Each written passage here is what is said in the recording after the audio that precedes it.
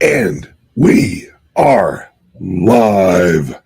Good morning, everybody. It's your favorite truck driver in the whole wide world, ex-truck driver in the whole wide world, Bitcoin Ben. And the man who, without him, the rest of us would not be here right now, the great-great-grandfather of Satoshi Nakamoto himself, Patrick. Morning, Patrick. Morning, Ben. How are you? You know, sometimes I wonder if you look forward to Wednesdays or you dread Wednesdays. No. I'm good with it. Because in the back of my head, I keep thinking about those elf shoes that I have for you sitting in the closet. Oh, no. You'll have on elf shoes way before me. I don't think so. I'm losing weight. I'm down 33 pounds. Well, you can lose weight. That doesn't mean shit. Hang on, let me get my cigarettes. Yeah. My booze, my beer, my wine. Yeah.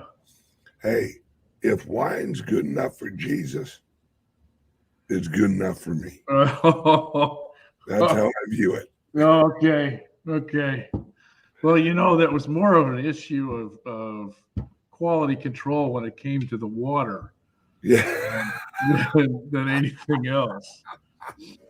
I mean, so you're telling me Jesus turned the water into wine for like a public service?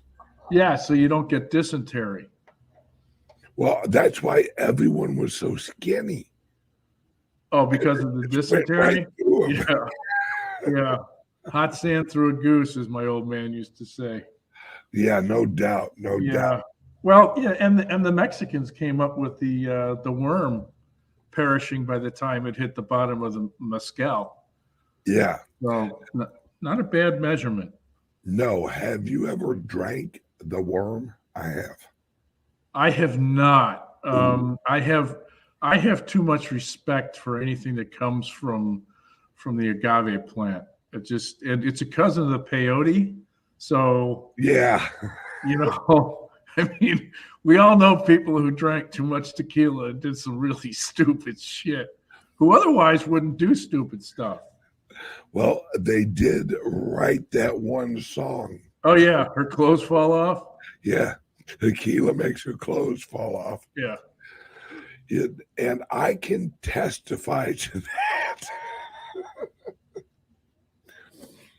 All right, I probably shouldn't tell this story, but I'm going to tell it anyway because it's so funny.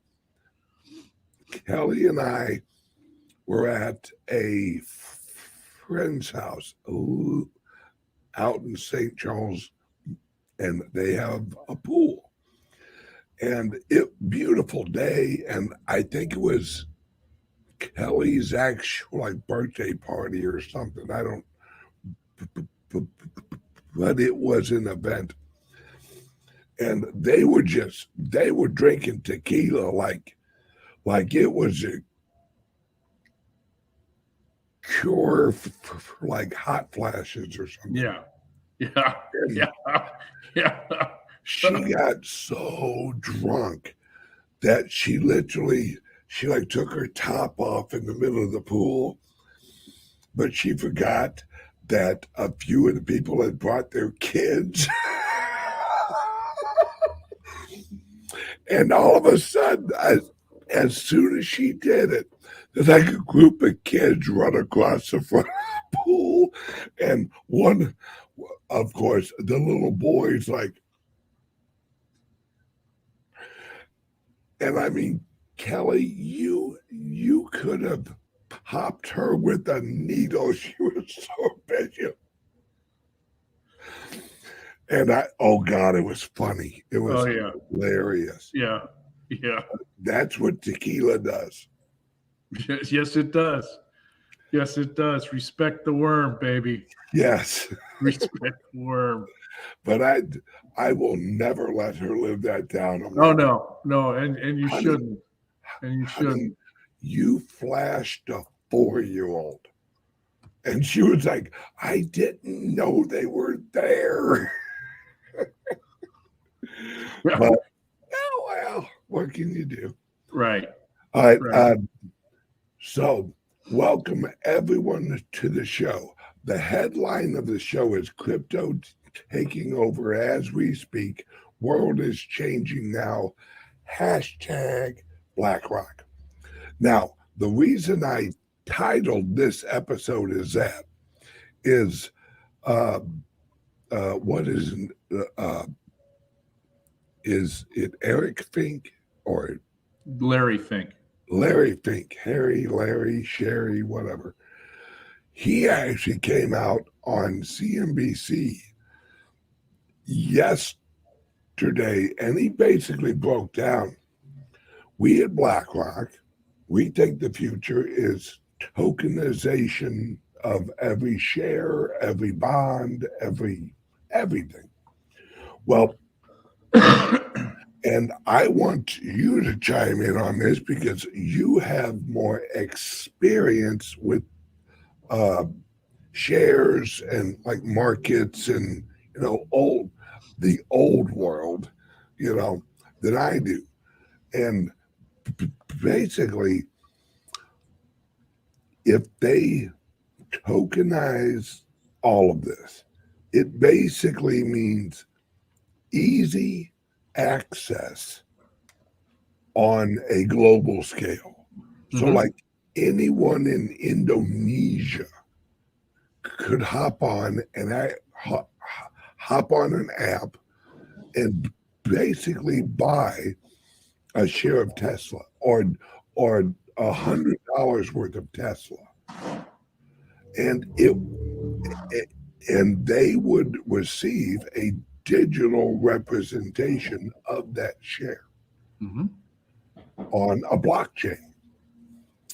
Now, word on the street, they're using 2 different blockchains. They're using Ethereum and Solana.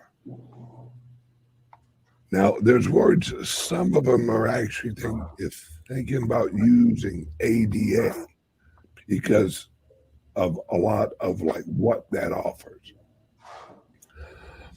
In your opinion, do you think that this is a good move, or do you think this is going to basically eliminate the separation of the U.S. market and just actually create like a global one world market? Well, it'll do that, but you're also going to have, there's going to be a lot of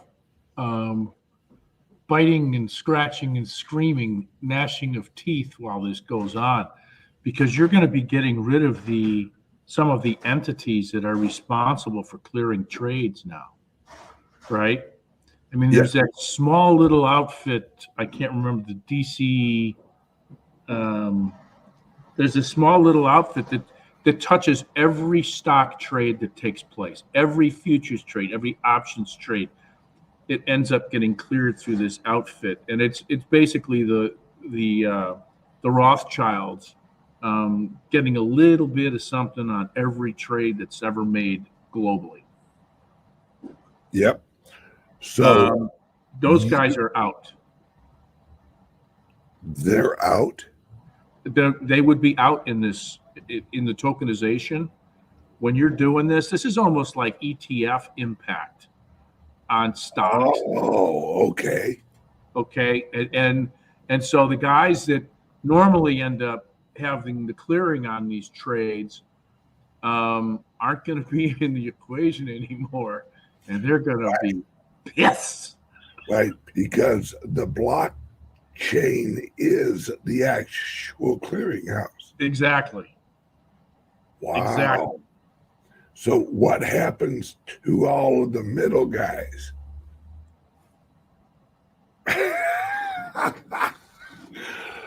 You go AMF. Yeah. Wow. That stands for adios, my friend. Yeah, yeah. Hang on one second. My camera just went a little blurry. Yeah, DTCC. Thanks, Jerry. Yeah. So, do you think this is how they eliminate the what do you call it? The derivatives market? Oh no, no, no. They don't eliminate the derivatives. The derivatives don't go away.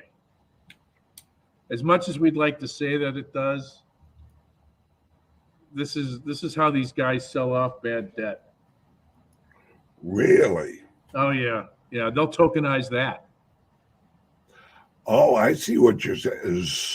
Oh, you'll so they'll basically make the derivatives like a sister chain. Yeah, yeah. Ah, Believe me, derivatives never go away. that's true. Yeah.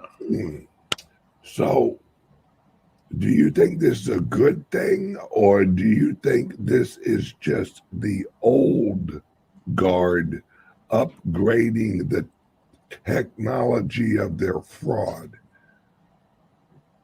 Yeah, that's what it is. That's what it is. But, yeah. But now, I mean, there's no fudging it, right? That's true. There's no fudging it. So they'll honestly lie to you. Yes. Yeah. Hey, we're absolutely hypothecating all this bullshit, but now you can track the derivatives that we're rehypothecating everything with. So you can prove our bullshit. That's right. That's right. Oh my God, this is getting just crazy. It's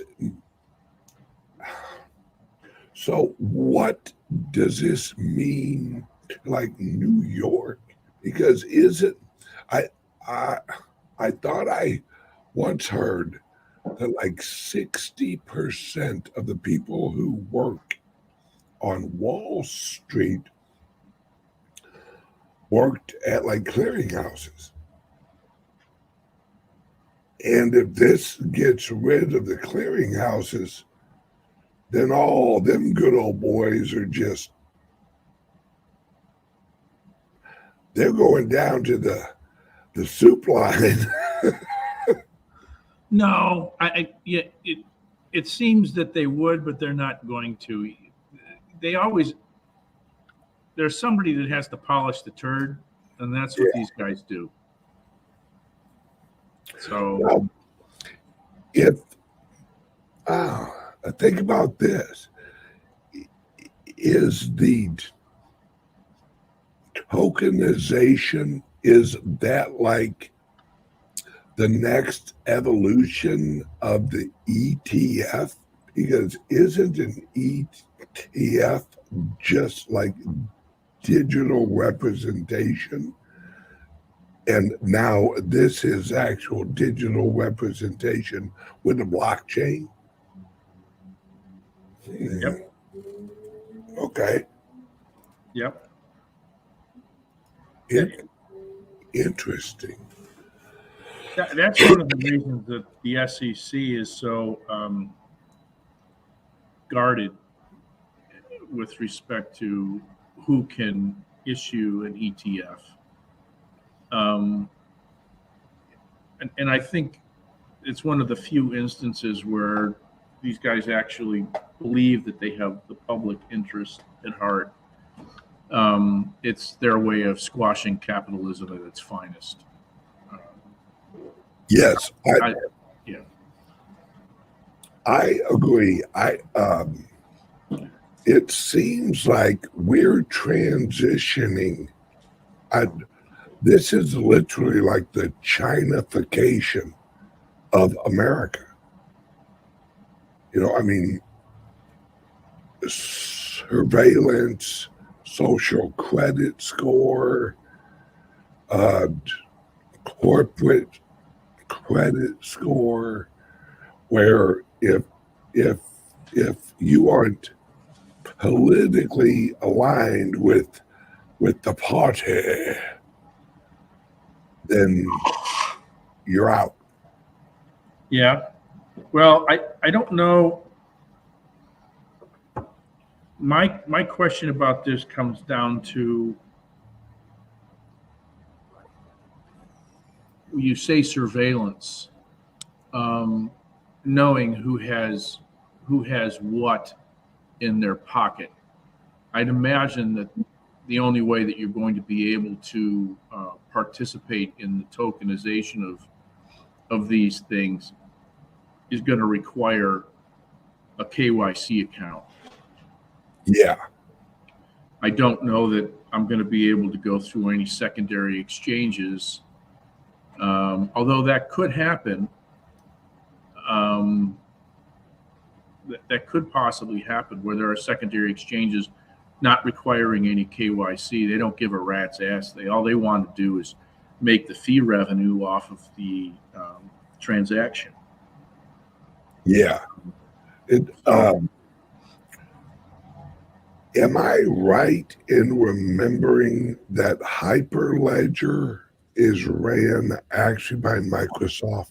Isn't that right?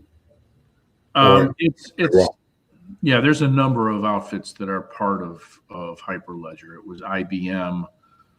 There were a few others that are part of this. It's a consortium of outfits that end up providing off-the-shelf solutions for corporate entities. They allow companies to come in and have off-the-shelf vertical solutions that they can plug into their existing business models and deploy blockchain technology.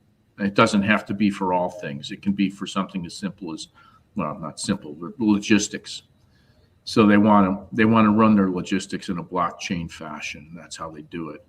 Correspondingly, there are solutions that they could plug in that have hooks that would include accounting, that would include legal for smart contracts, which goes back to logistics, meaning I have these set of conditions which sets these things in motion, and now I've triggered a need to get more raw materials for the manufacturing side of things, so that I can continue to have inventory available down the line. So yeah, there's a whole bunch of plug and plays there.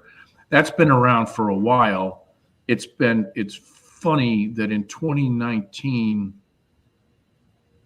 there was a study that was done. Block Data did it, and there were 83 out of the top 100 companies were investigating using blockchain as the means for monitoring and reporting on their business structures.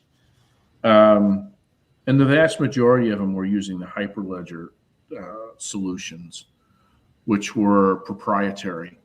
And in 22, there was another study done, and the vast majority of companies had actually shifted to cryptocurrency platforms, blockchains. Ethereum was one of them that was being used widely. Bitcoin was also being used. So they've moved away from these, and my guess is the SaaS, which is software as a solution, or now it's BaaS, which is blockchain as a solution. It's migrated to that blockchain as a solution because a software as a solution had too many issues associated with it. And anybody who's ever been in IT and tech within a company knows that the integration of software that's a plug-in from an organization has a significant amount of headaches associated with it. So I think a lot of them went, no, your solution is costing me way too much money. And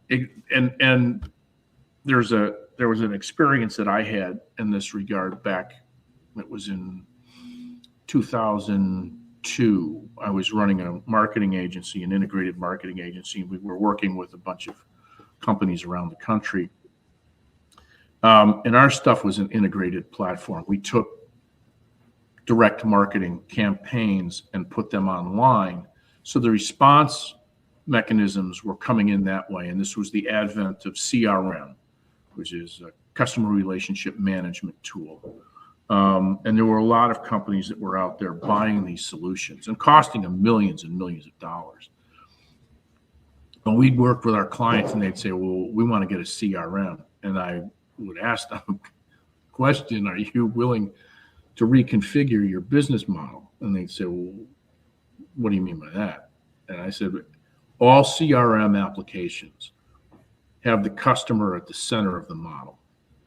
And your business is operations oriented. Everything flows around the operations that you have because you have this basket of goods that you're selling. And so you have customer support, you have accounting, you have billing and everything else, but it all is nestled around your operations of sales. And in order for you to make this CRM work, you're going to have to reconfigure, re-educate, and come up with a new business dynamic. And that's going to cost you tens of millions of dollars to reorient the business. And they all kind of went, hell no. Was it worth it for? No. Because the notion is I take the customer's experience, I take the customer's experience with the organization, and I continue to model against that to determine what's the next best ad that I should put in front of them. What's the next best offer that I should make for them? How should I continue the relationship with these folks and manage their experience with us? And it's not that complex. It's pretty simple. I want it, I'm going to buy it. But these guys were creating these algorithms and modeling against this, and this is what I should. And in some instances, at about 10,000 feet, it works, but it's a general directional approach as opposed to, well, Steve's up, he's brushing his teeth right now. I think I should send him an email. No, leave Steve the hell alone. He doesn't want you. Stay out of his inbox. So yeah, it was interesting to watch the expressions on the faces of these guys go from, what do you mean I shouldn't spend millions of dollars? Well, if you spend those millions of dollars, it's going to cost you tens of millions of dollars more in order to re-educate your employees and to reconfigure the business dynamic. Oh shit. No, we'll just keep it the way it is. Thank you. Yeah. See, that's why I like you, Patrick, because you're honest with people. The only reason? That's it. Well, that and you actually take me fishing. Oh, okay. So that helps. Okay. All right. And help me actually catch a fish. You know, Mike's done a good job of that, though. Yeah. Well, I think that when he takes me fishing, I think there's a midget in scuba gear that's actually like putting the fish right. Oh, look, Ben caught a fish. Good job. Ooh, thank God for midgets. Yeah. In scuba gear. Yeah. Your little sausage fingers working. Maybe they're just using like a bucket over their head. You know, they're not using real scuba. Just no. Air in there. No. But now, the reason I brought up Hyperledger is it was announced yesterday that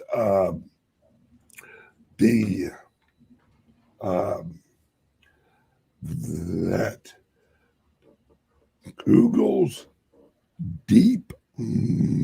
I guess it's actually DeepMind co-founder joins Microsoft as CEO of its new AI division. And as I'm reading through this, they're basically telling everyone that they're basically going to take over your computer. But of course, how they phrase it is, we are simplifying your life. In fact, your life is going to be so simple, it's almost like we're going to run it for you. And as I'm reading through this, I'm literally thinking, okay, well, because it shows all of the partnerships with all of the computer companies and the microchips and how they're going to integrate AI on all of the new microchips so that as they leave the factory, they're pre-programmed with AI software before they even go into the laptops. And apparently, that's been going on for about 2 years now, 3 years. And it's literally them taking over your laptop. Now, you'll have passwords, but don't worry, they'll be saved on your laptop. We, of course, here at Google, enemy of humanity, we would never, ever have access to those passwords. And all I keep thinking is, this is going to trap so many people in the Google world that are just going to unknowingly move into this world of illusion controlled by Google, Microsoft. You know, NVIDIA, I think that's NVIDIA. Yeah. So these major corporations are just going to run all of our hardware and all of our software.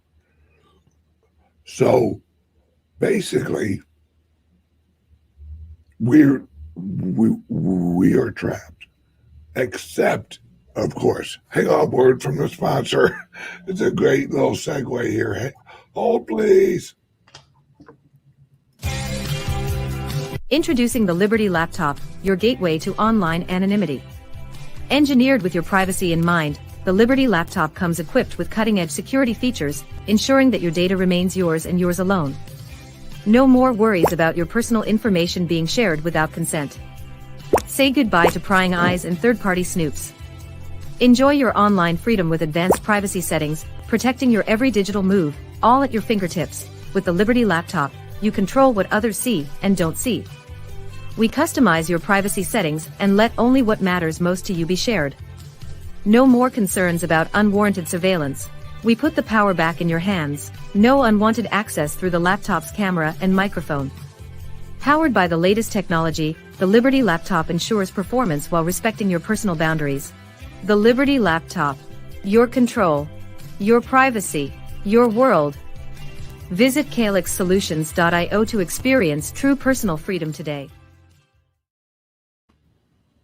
And we're back. Yeah, it's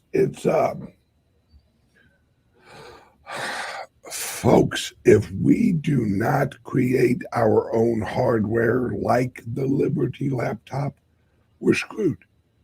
We're literally screwed. And that's why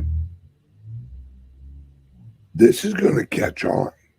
More and more companies, but good luck with that, because we already have a head start on all these other companies. Yeah, I just got to get Austin to start making chips. Well, it can't be that hard. Damn it. Just get some silicone and yell at it. Well, you have to wear those suits too. You have to get inside. It has to be like the space suits. It has to be a sterile environment. but okay. Yeah, we can do that. We'll just add on a wing over there to the office. Right. Right. Yeah. All right, Patrick,